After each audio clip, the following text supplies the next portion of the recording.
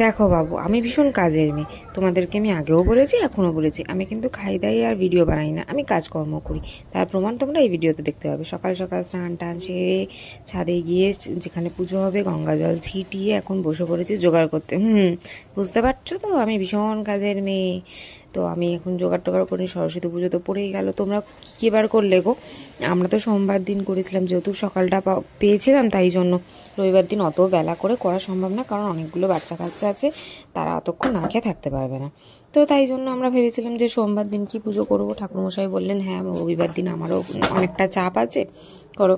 কথা বলতে বলতে ঠাকুরমশাইয়ের নাম নিয়েছি আর ঠাকুরমশাই চলে এসেছেন। তো আমাদের জোগাড় আর শেষ হচ্ছে না, ঠাকুরমশাই এসে গেছে তাও আমাদের জোগাড় আর শেষ হয় না। জোগাড় করেই যাচ্ছে, এদিকে ভাই বসে পড়েছে সংকল্প করতে, ভাইয়ের নামে হলো সংকল্প, এদিকে আমরাও বসে পড়েছি পুষ্পাঞ্জলি দিতে। তোমাদেরকেও শোনাবো, দাঁড়াও তোমরাও একটু আমার সাথে সাথে আরেকবার পুষ্পাঞ্জলির মন্ত্রটা আউড়ে নাও তো। কীরকমভাবে পুষ্পাঞ্জলি দিয়েছিলে একটু মনে করিয়ে নাও, বুঝলে, কেউ ভুলে যেও না।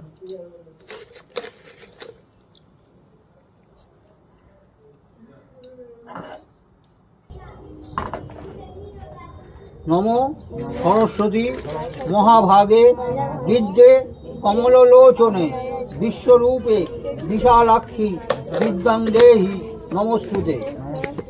হয়েছে?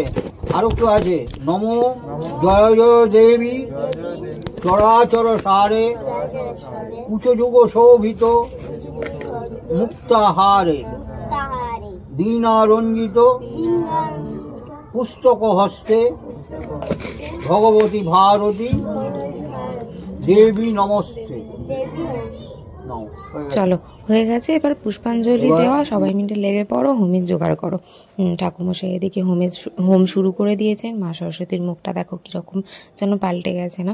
হোম হয়ে গেল, পুজো প্রায় শেষ, সকালের পুজো। এবার চলে এসছি আমরা একটু গরম গরম চা খেতে। সকাল থেকে না খেয়ে জল না খেয়ে পুষ্পাঞ্জলি দিয়েছি, এবার চা খাবো।